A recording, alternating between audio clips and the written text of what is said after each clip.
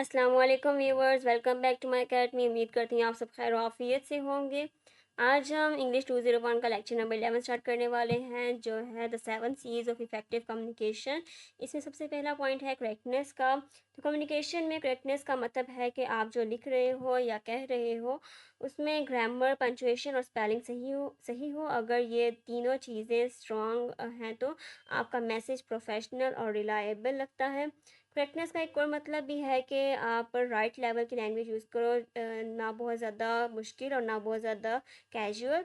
हर एक figure, fact और word को डबल चेक करो और राइटिंग की मैकेनिक्स सही रखो, जैसे कि फॉर्मेटिंग, प्रेजेंटेशन और एक्यूरेसी। इससे आपकी कम्युनिकेशन स्ट्रॉन्ग और रिलायबल लगती है। उसके बाद है फॉर्मल राइटिंग और इनफॉर्मल राइटिंग। फॉर्मल राइटिंग वो होती है जो ज़्यादा स्कॉलरली होती है, जैसे डॉक्टोरल डिसर्टेशन, रिसर्च आर्टिकल्स या गवर्नमेंट एग्रीमेंट्स। ये ज़्यादा लंबे सेंटेंसेस और इम्पर्सनल स्टाइल में होते हैं। उसके बाद है इनफॉर्मल राइटिंग। इनफॉर्मल राइटिंग वो होती है जो बिजनेस या डेली कम्युनिकेशन में यूज़ होते हैं, जैसे ईमेल्स, मेमोज या शॉर्ट रिपोर्ट्स। ये सिंपल और इजी होते हैं। यहाँ एक और रिमाइंडर दिया गया है कि कभी भी सब स्टैंडर्ड लैंग्वेज यूज़ मत करो, जैसे कि I not, can't, hardly, am at, proving, told. ऐसे वर्ड सब स्टैंडर्ड वर्ड्स होते हैं, इन्हें यूज़ नहीं किया जाए, इससे आपकी कम्युनिकेशन वीक लगती है। इसकी बजाय आप is not, can, hardly, am to, prove, stolen, ये वर्ड्स यूज़ किए जाए, ये मोर अप्रोप्रिएट हैं। इससे आपकी कम्युनिकेशन रिलायबल और स्ट्रॉन्ग लगती है। उसके बाद है कुछ फैक्ट्स एंड फिगर्स दिए गए हैं। फैक्ट्स और फिगर्स में बताया गया है कि हमेशा स्टैटिस्टिकल डाटा वेरीफाई करो, टोटल डबल चेक करो, गैस वर्क अवॉइड करो। अगर टॉपिक नंबर्स और डाटा से रिलेटेड है तो किसी और से अपना मैसेज रीड करवाओ। Words that confuse. इंग्लिश में कुछ वर्ड्स कंफ्यूजिंग होते हैं। For example accept. एक्सेप्ट का मतलब होता है कि मतलब रिसीव करना, और एक्सेप्ट का मतलब होता है मतलब एक्सक्लूड करना। बिटवीन दो लोगों के लिए और अमंग तीन या उससे ज़्यादा लोगों के लिए इस्तेमाल होता है। तो ऐसे कंफ्यूजिंग वर्ड्स यूज़ ना किए जाएं, इससे रीडर जो है वो कंफ्यूज होता है और जो कम्युनिकेशन है वो वीक लगती है। इसके बाद आपका कुछ revision of the 7 C's effective communication बताए गए हैं, जो हमने पिछले लेक्चर्स में कवर कर लिए हुए हैं। इसमें completeness, conciseness, consideration, concreteness, clarity, courtesy, correctness. तो आज इसके बाद हम पढ़ते हैं कंप्लीटनेस। आपका मैसेज तभी कंप्लीट होता है जब वो रीडर को सारी इन्फॉर्मेशन दे जो उसको समझने और रिस्पॉन्ड करने के लिए चाहिए। कंप्लीट मैसेज गुडविल बिल्ड करता है और डिज़ायर्ड रिजल्ट्स भी देता है। उसके बाद कुछ गाइडलाइंस भी हैं कि हर ज़रूरी इंफॉर्मेशन दो। जो क्वेश्चन पूछा गया हो उसका उनका आंसर दो। कभी कभी एक्स्ट्रा हेल्पफुल इन्फो भी दे दो, जैसे जिससे रीडर अप्रिशिएट करता है। फॉर एग्ज़ाम्पल अगर कोई आपसे लाहौर से कराची की फ़्लाइट टाइमिंग पूछ रहा हो तो सिर्फ एक टाइमिंग ना बताओ, बल्कि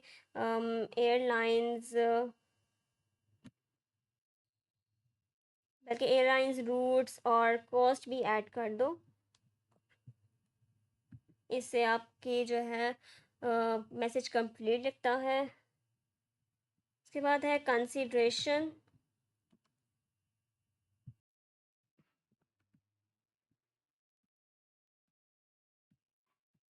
कंसीडरेशन का मतलब है कि आप अपने मैसेज को रिसीवर के पॉइंट ऑफ व्यू से सोचो, रीडर की नीड्स, प्रॉब्लम्स और इमोशंस को समझो और फिर लिखो।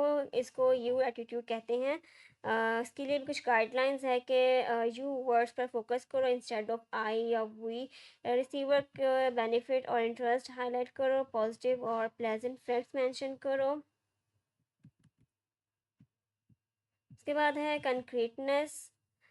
कंक्रीटनेस मैसेज में वैग वर्ड्स अवॉइड करो, स्पेसिफिक और डेफिनाइट वर्ड्स यूज़ करो। फॉर एग्जांपल स्टूडेंट्स, ये vague students GMAT scores are higher. ये एक वैक सेंटेंसेस है, इसके बजाय आप कंक्रीट सेंटेंसेस यूज़ करो कि 1996 में जी मैट का एवरेज 600 था और 1997 में 610 हो गया। उसके बाद है क्लैरिटी।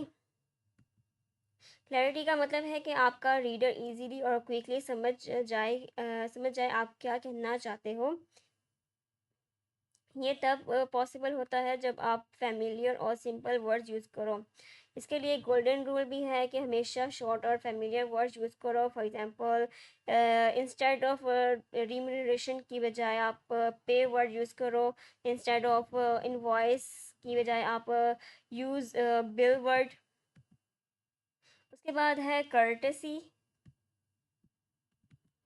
कर्टेसी का मतलब है कि आपका जो टोन पोलाइट और रिस्पेक्टफुल हो। ये सिर्फ प्लीज़ और थैंक यू लगाने से नहीं आता, बल्कि दूसरे की फीलिंग और रिस्पेक्ट को समझने से आता है। कभी भी ब्लंट या रूड टोन ना यूज़ करो।